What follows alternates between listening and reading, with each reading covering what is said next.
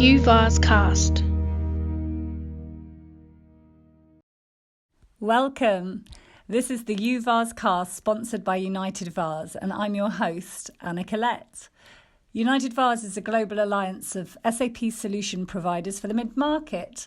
With over 70 members in more than 100 countries, together we serve all types of SAP rollouts and integrations across the world. You can find us at www.united-vars, that's VARS.com. Welcome to Episode 5, The Future of Work, Improving Employee Experience in 2022. Today we have a round-table discussion with some of the key members of the UnitedVARs Global Alliance, who are all experienced in SAP HXM implementations across the world. We're going to be discussing employee experience, the Great Resignation, also known as the Great Reshuffle, diversity, equity and inclusion, and how mid-market companies can use technology to improve employee experience. I'm joined today by UnitedVARs members from Turkey, the USA, and from Canada. How do you see the world of work developing this year in 2022? And why do you think HR leaders are talking more about employee experience and human experience management? Fatih, what do you think about that? Hi, I'm Fatih Nanç, and I'm the Deputy General Manager at Detaysoft, which is the UnitedVARs partner in Turkey. And also I'm working as the Center of Excellence for HXM, Human Experience Management Group leader at UnitedVARs. I remember very clearly 2 years ago, the day the first case of COVID announced in Turkey, we switched to remote working in just one day. But the human management itself didn't change in one day. It was a slow process, that took years of companies to understand the human is not only a capital or not only a resource, but a human being that has feelings about the company and the organization itself. We are more talking about the human experience management because we want to know more about how the employee feels and how we can measure the experience or the satisfaction that our employees have about us and wants to have them stay and work with us. So we, as the Detaysoft in Turkey, when all things began about the new life standards began, we wanted to hear the voice of the street. So we made a survey like next generation HR management analysis because it's like a next generation because the world has changed. So it had some really shocking results when we completed all the surveys results from the hundreds of people around our region, and it showed that when those pandemic began and after the working methodology has changed, 2 in 5 companies invested in for the human satisfaction and human experience increasing methods, which are really helping them to cover the needs of the new needs of the employees. And also the 60% also mentioned about the flexible working policies because our employees want to have the experience to work more comfortable way, more healthy ways. So now it shows that they will move on listening to the voice of the employees about these new working methodologies. And also this half of the companies that attended that survey said that these hybrid working model will be more and more popular in their organization, and also thinking about they will try to find new methods to keep the employee on their organization, like extra benefits or like part-time working. So they are all about increasing the experience of the employees that are working in our organization and increase their satisfaction and listen to their feedbacks, and both loyalty and happiness will be much higher if they provide such extra, benefits for the experience of the human itself. I even think human experience or human experience management was already in place before the pandemic. What happened during the pandemic, in my opinion, is it basically fast-tracked some of the areas of the human experience management. It's just now that they have more and more priority for employees. So we are talking about, on the one side, meaningful work. We are talking about strong management. And with this, we are not talking about micromanaging, but really having the empathic, understanding managers who listen to their employees. We are talking about a positive workplace that where employees feel well, where they like to come to work, where they like to work no matter if it's in an office space or if it's at home. We are talking about health and well-being. And this might be the area that has received the highest priority during the pandemic. And this can be mental well-being, this can be financial well-being, especially with people who are working shorter hours or probably need to change jobs overall during the pandemic. We are talking about growth opportunity. A lot of reskilling, a lot of personal learning happened as part of really the last 2 years. So how can employees gain additional skills that are maybe required as a part of change in their job, as a part of the change of roles? And of course, we are talking about trust in the organization. That means, is my employer really my employer of trust? And how are they treating the employees? And there's the famous saying, treat your employees as you want that they treat their customers. And this is absolutely 100% true. And everything as a foundation needs to be around technology and services. So here that you give your employees the tools and the availability that they can actually work, be it remote, be it flex time, be it while they are traveling. Thank you, Falk. Ulrich and Rebecca, do you have anything to add to that? Yes, thanks, Anna. Ulrich from Employworks, United VAR partner for the region Germany, Austria, and Switzerland, and I'm responsible for the whole SuccessFactors delivery in the region of Germany, Austria, and Switzerland. And yes, I want to add just one comment is that the human experience should be based on honestly communication and direct communication between leadership, between colleagues and the employee. So every human experience is not worth it when it is not down to earth. How does everyone think that technology can help mid-market organizations improve the employee experience? Rebecca, do you mind taking that question first? Sure. This is Rebecca Murray. I'm a vice president at Illumity. We are a United VARs partner representing Canada and the United States. And just to segue off of Ulrich's last comment about not every employee's experience being the same, from employee to employer, employee to manager, I think, technology is a really nice way to be able to have a gauge of what employees are actually experiencing and how they're responding to that experience. So having tools around feedback to kind of measure the experience and measure people's reaction to those is essential.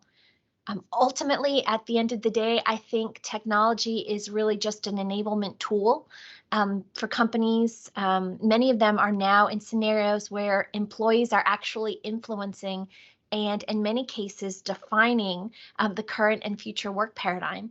So to be able to have tools to get that feedback, but then also to enable things like collaboration, which is so important when employees are perhaps working from home or spread out geographically. Technology also helps us to streamline business processes, but more than that, it allows us to take those business processes that perhaps maybe were done in a traditional in-person capacity in the past, and now to perform them in some type of virtual or remote capacity. Things like recruiting and onboarding employee training and development, having a set of tools to enable those experiences will help them to be accomplished in a more friendly fashion, and honestly to enable them to take place across a broader spectrum. Ultimately, having tools that focus on the employee will allow an organization to pivot faster should the working paradigm change.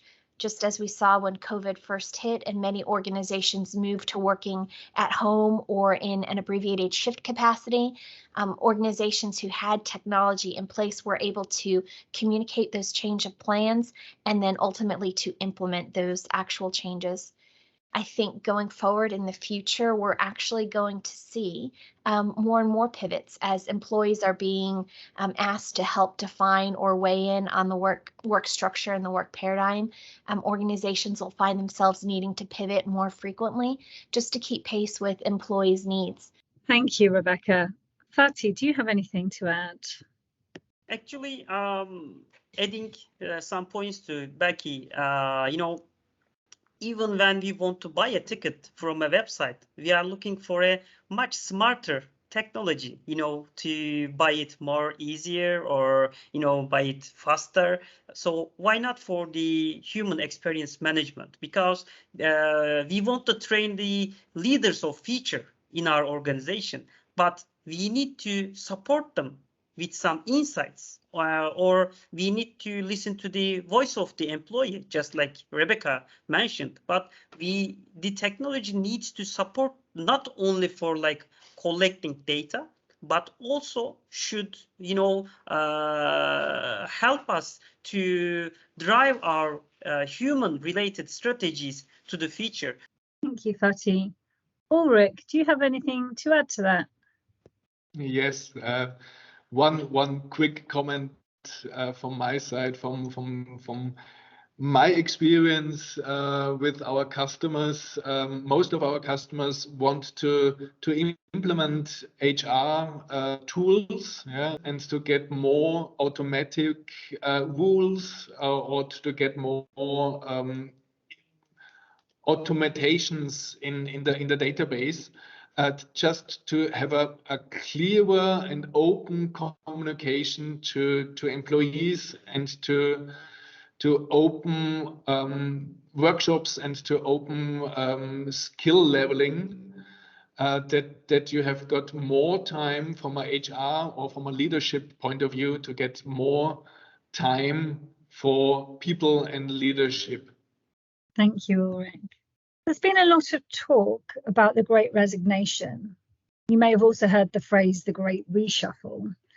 I'd be interested in what the panel thinks about this, if you could tell us more about this.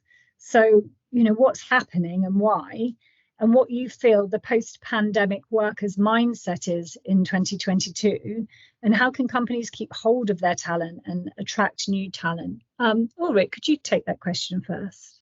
Yes, thanks, Anna.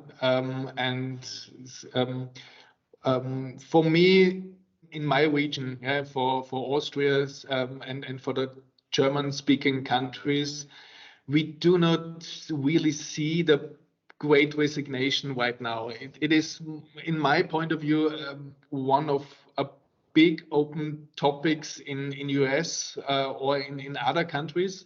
What I see is what you called the reshuffle. It is a reshuffling that the labor market, there are lots of people in the labor market, but it is not the skill set that most of the companies are searching for.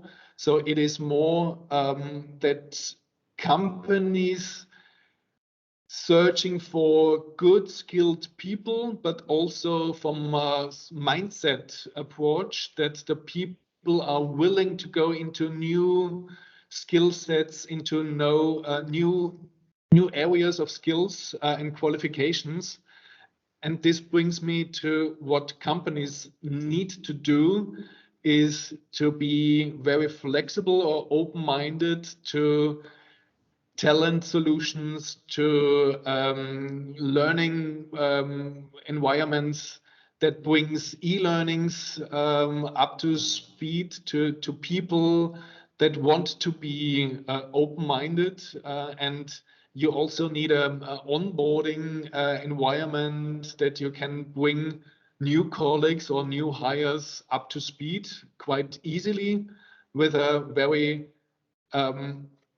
it is on the one side the skills and the qualifications, but also the how do you organize and bring the culture, the organizational culture to new colleagues.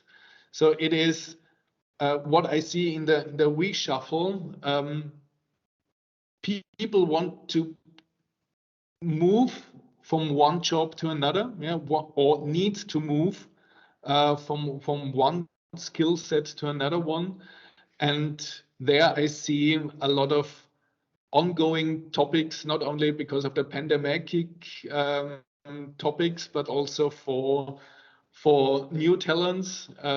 It's a new generation, new young qualified people, but also the older ones that have got other skill sets or other qualifications, and therefore you need to be very open-minded from an organizational point of view. And what I see from our customers, it is always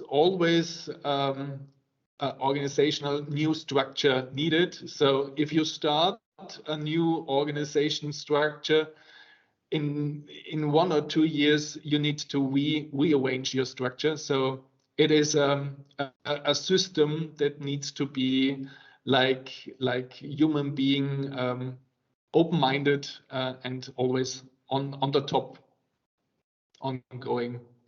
Falk, do you have anything to add to what Ulrich just said? And yes, happy to do so. So Falk Pichel, I'm a director for the SAP partner ecosystem for SuccessFactors. And I 100% agree with you, Ulrich. And we can see that in the companies, a lot of upskilling, learning, training is required. And when it comes to this a great resignation or great reshuffle, we can absolutely see both. And so on the one side, of course, that employees are changing jobs, be this within the company or be this to competitors, but also that employees are basically resigning or walking away from their current job without having an alternative offer. And many requested actually, what is the purpose of my work during the pandemic? And the 2 years gave a lot of time to think about your job, to think about what you are doing. And one point that you mentioned, Ulrich, and I'm 100% with you, is regarding upskilling and training. I just would like to add is that upskilling and training is no longer just for upskilling sake and training sake and to learn and grow, of course, but in my opinion, employers also need to react and see how can I put this upskilling and training to use within my company if I want to keep this employee. And do I probably have something like a talent marketplace in my company where employees have insight? What can I do with my new skills?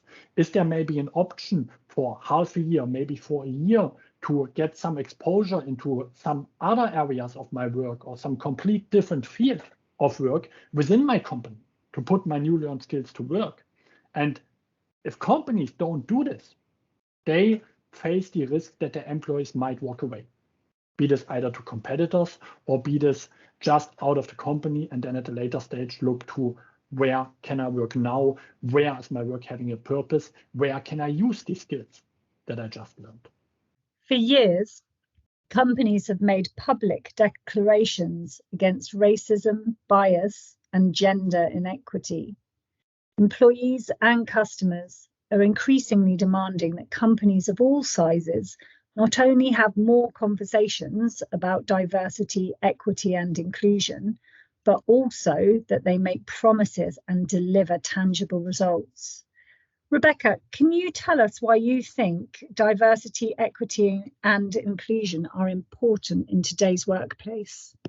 No, I think there are a lot of responses that I could give. You could look at this from the angle of your employee base, being able to meet and respect the needs of all of your employees, to consider all of their perspectives and potential, ultimately will allow your employees to feel seen and heard and valued. And ultimately that will lead to greater engagement and collaboration, which ultimately leads to increased productivity. So looking then at the benefits of diversity and inclusion from the employer perspective, increased productivity, of course, means increased revenue, or hopefully, better employee retention if they're happy and satisfied.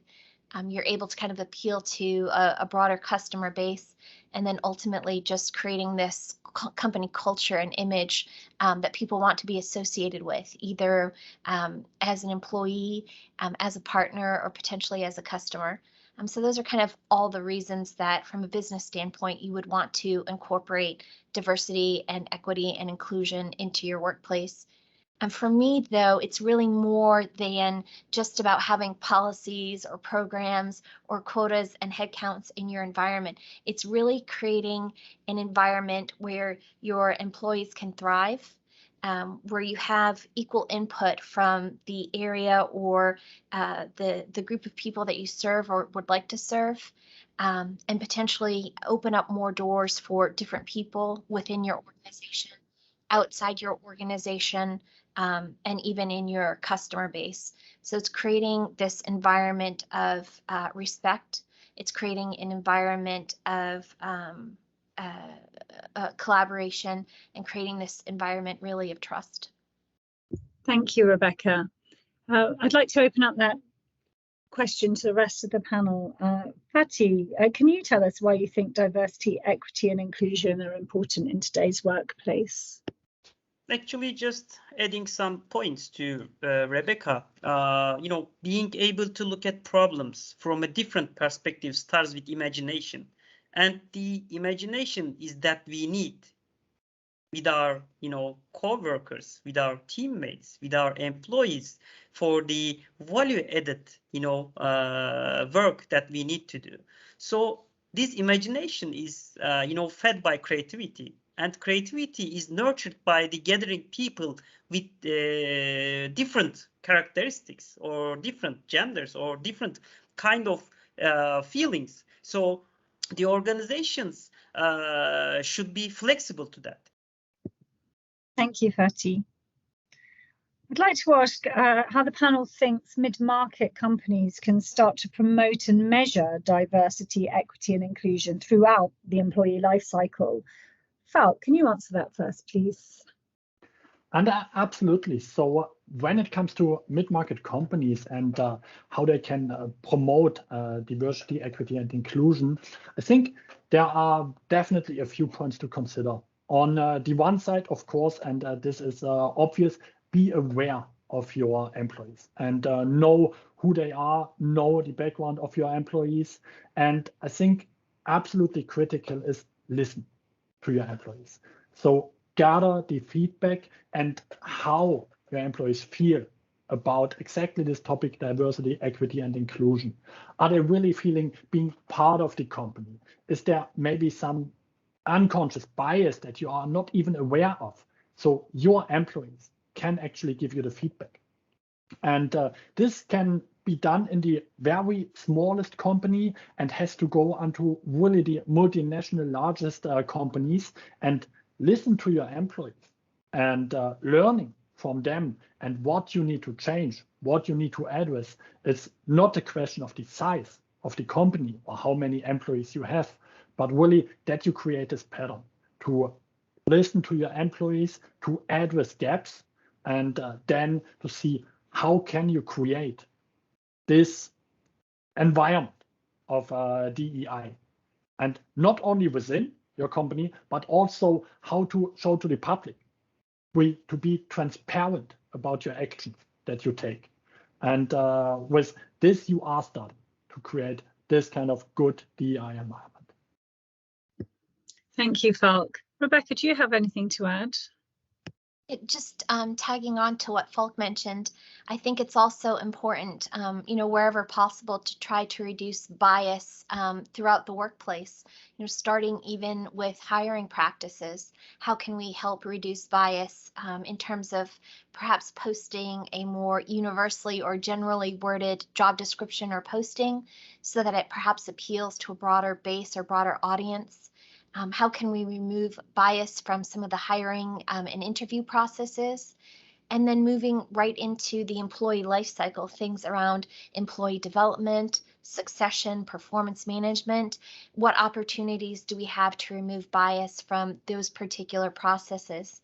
Perhaps doing some type of blind succession planning exercise or blind development planning exercise where we're looking at not the person as the person, but the person and the skill set they have, the qualifications they have, the capabilities that they possess, and then, doing our planning activities from there.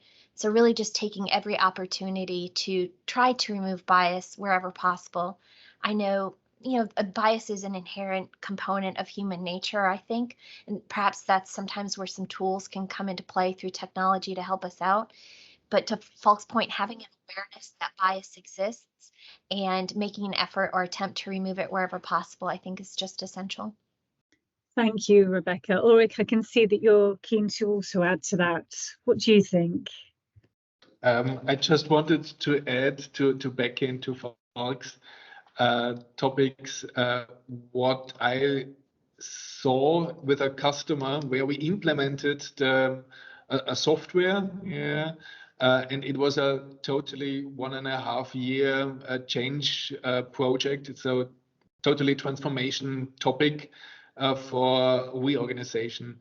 What this customer did was just open workshops to open the topic and the awareness for diversity. And after 1.5 years, the customer's employees set up, they organized themselves MS Teams sessions during the whole process, and they wanted to clarify by themselves what is it for us diversity. And for them, it was not only female, male, and all these topics, but also diversity within teams, within a project team, and to clarify the openness and the awareness. And this was a very, very big advantage for that project management. They opened the awareness within the whole organization. So for it was a very, very good lessons learned for other transformation projects. So we've discussed the Great Resignation or reshuffle, diversity, equity and inclusion, and the employee experience. I'm interested to see what the panel thinks about how technology can help mid-market companies to cope with all these issues and all these topics. And also on top of that, the current challenges with hybrid working. Fatih, can you answer that first for us, please? Actually, we all talk about like similar topics, but in the end, all is coming to the, technology and data to drive our, human experience management and the employee life cycle itself. So just not like from today, but also for years, we had used so many techniques or tools to, measure or to get to know more about our employees that are working with us.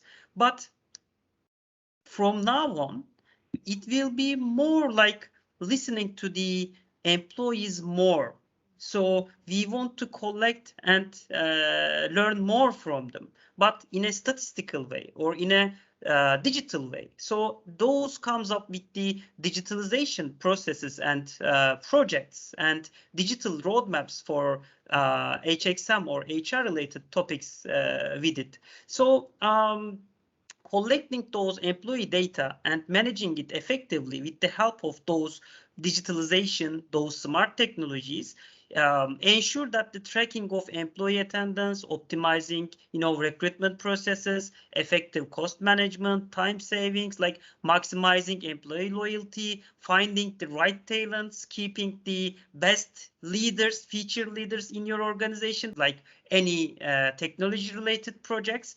In the end, if the employee is not satisfied, is not happy, this project is a garbage and it's not useless. So we have to leverage this, with the satisfaction and the, improving the human experience management, and also digitalizing in the way that the employee will be also happy. So not for only like hybrid working model that we are already doing right now, or not for only just for collecting data from the cost perspective of the employee. We have to consider the whole employee life cycle in such digitalization and the technology related topics. Thank you, Fatih. Rebecca, do you have anything to add to that? Just a little bit to add. I actually think it was Ulrich who said, in order to respond to create an environment of, employee experience, you have to know what your employees are experiencing and how they feel about it and what their needs are. And so I think technology can help enable that by giving you feedback from the employees directly, periodic pulse surveys, perhaps, annual or semi-annual, more thorough surveys of how employees are doing and if their needs are being met or not, will allow you to have information about your employees and their experiences. And then from there, you can further use technology to enable change. An organization that has a complete and robust HXM tool set available is able to just pivot faster when needs or changes driven by the employees come about.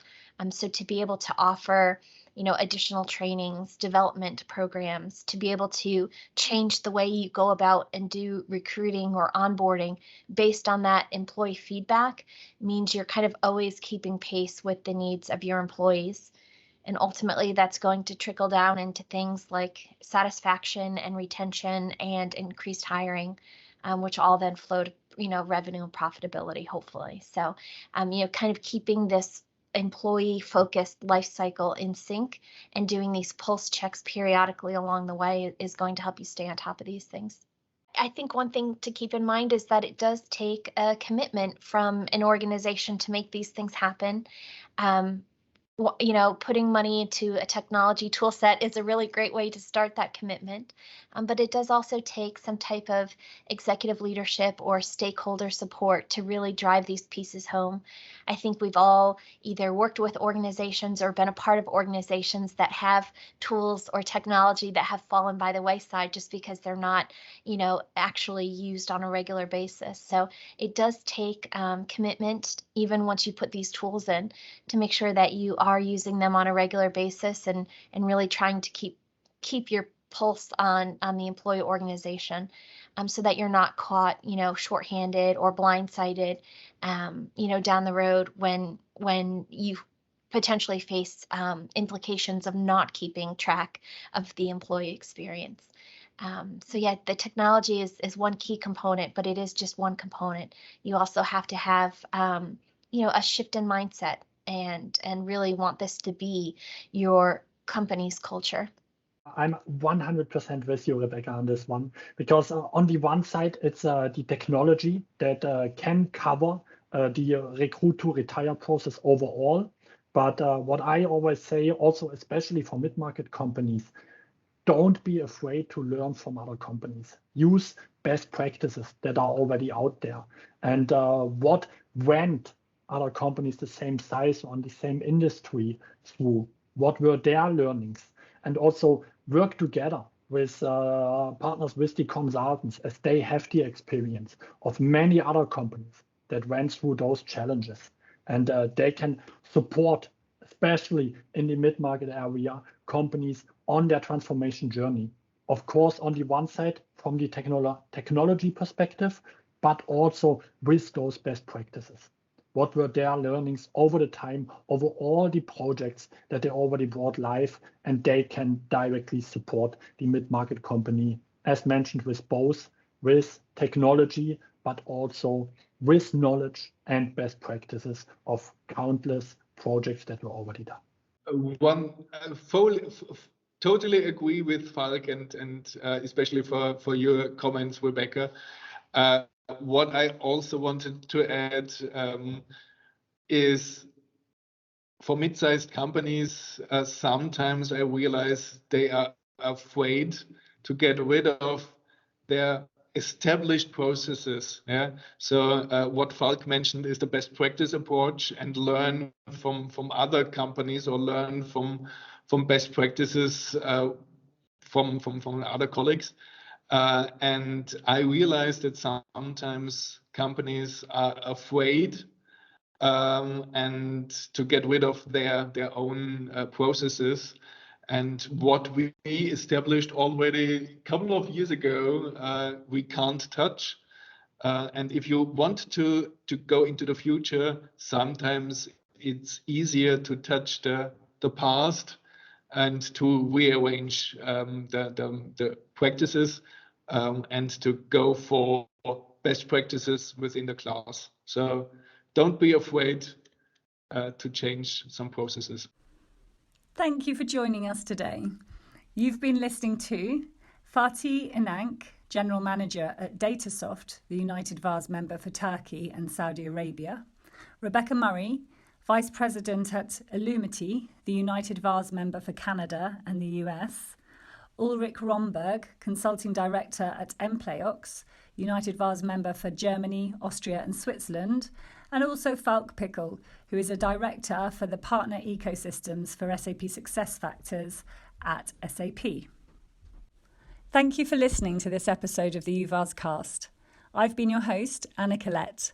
For more information on United VARs, please visit our website, www.united-vars, that's VARS.com, where you'll also find a blog related to this episode.